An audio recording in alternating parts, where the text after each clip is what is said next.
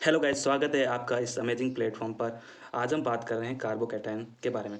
तो कार्बोकैटायन की सबसे पहले हमें ये पता होना चाहिए इसकी डेफिनेशन क्या होगी। तो डेफिनेशन की बात करें तो जैसे कि मैंने इस स्लाइड में लिखा हुआ है कि the hybridization of carbon will be sp2 and its shape is trigonal planar. There is also vacant p orbital which indicate its electron deficient centre या फिर electron deficient nature.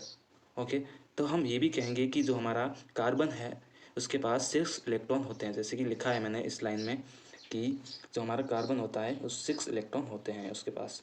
Carbon has 6 electron in its valence shell. Due to this it is an electron deficient species so known as electrophile. Okay, तो हम इसके बारे में बात करते हैं। तो इसकी स्ट्रक्चर बहुत ही इंपॉर्टेंट है। स्ट्रक्चर से ही सब कुछ पता लग सकता है इसकी स्ट्रक्चर के बारे में, और इसकी जो ज्योमेट्री है उसके बारे में, और इसकी हाइब्रिडाइजेशन के बारे में, और इसके पास कितने इलेक्ट्रॉन है या फिर ये इलेक्ट्रॉन डेफिशिएंट है या नहीं।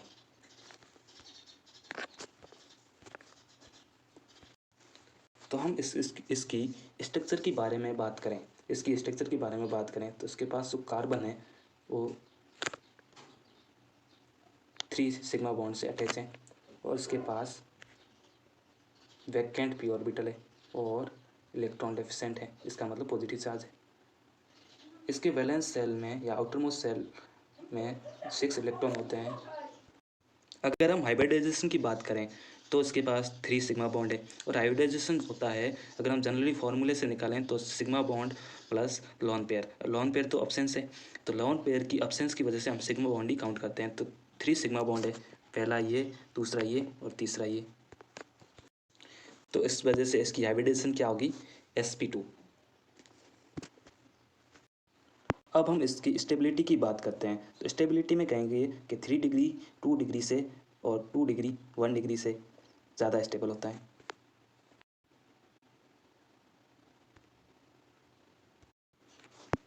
अब हम बात करते हैं कि 3 डिग्री स्टेबल क्यों होता है। अगर हम जनरली बात करें तो 3 डिग्री के पास में क्या होता है, प्लस का इफेक्ट होता है,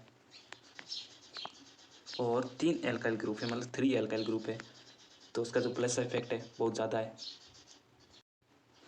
और हम बात करें अगर 3 डिग्री में तो एल्काइल शिफ्ट भी होती हैं और एस शिफ्ट भी होती हैं। जैसे कि हम बात करें कार्बोकैटायन में, ये जनरली मोस्ट प्रॉपर्टी है कार्बोकैटायन की।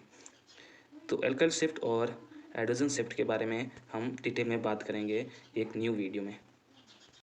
हम 2 डिग्री की बात करें तो इसके पास 2 एल्काइल ग्रुप होंगे, यानी हम ये भी कह सकते हैं जहाँ पर स्टेरिक इंडेक्स या alkyl group, number of alkyl group ज़्यादा होते हैं वहाँ पर प्लस का इफेक्ट ज़्यादा था, यानी इलेक्ट्रॉन विड्रॉइंग ग्रुप अगर प्रेजेंट हो उसकी स्टेबिलिटी करती है। ये हम आगे बात करेंगे। ये तो इलेक्ट्रॉन डोनेटिंग ग्रुप है, यानी इलेक्ट्रॉन की डेंसिटी अगर कार्बोकैटायन पे ज़्यादा होगी तो स्टेबिलिटी इंक्रीज करेगी। ओके, तो हम आगे बात करते हैं। ये तो 2 डिग्री है जो कि लेस स्टेबल है किससे, 3 डिग्री से। अब हम बात करते हैं प्राइमरी कार्बोकैटायन के बारे में। प्राइमरी कार्बोकैटायन की स्ट्रक्चर कुछ इस प्रकार है।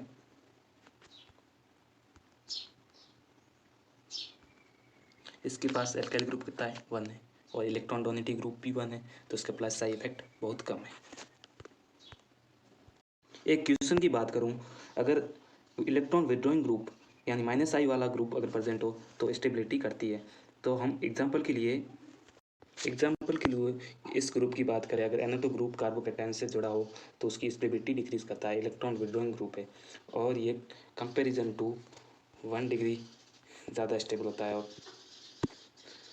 1 डिग्री से कम स्टेबल होता है।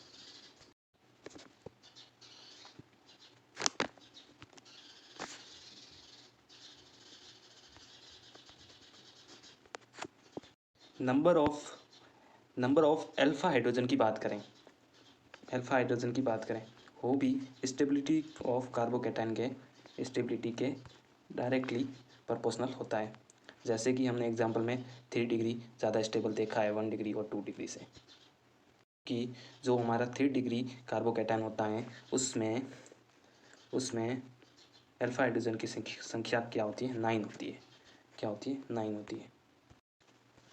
एलाइलिक और वेनाइलिक कार्बोकैटायन की बात करें हम, एलाइलिक और वेनाइलिक कार्बोकैटायन, अगर हमारा ग्रुप जैसे CH2 डबल बॉन्ड CH और ये सिंगली बॉन्ड से कनेक्ट हो, कौन सा हमारा कार्बोकैटायन, तो हम इसको एलाइलिक ग्रुप बोलेंगे। हम अगर विनाइलिक ग्रुप की बात करें, जैसे कि हमारा CH2 डबल बॉन्ड और कार्बोकैटायन से लिंक हो और इसके पास p ऑर्बिटल है, कार्बोकैटायन है इसलिए, और ये वाला पाई बॉन्ड, तो इसका जो ये स्टेबलाइजिंग पावर है वो रेजोनेंस पे इफेक्ट करेगा। रेजोनेंस इफेक्ट इसमें क्या होगा, रेजोनेंस इफेक्ट होगा कौन सा, पाई p और लैपिंग होगी।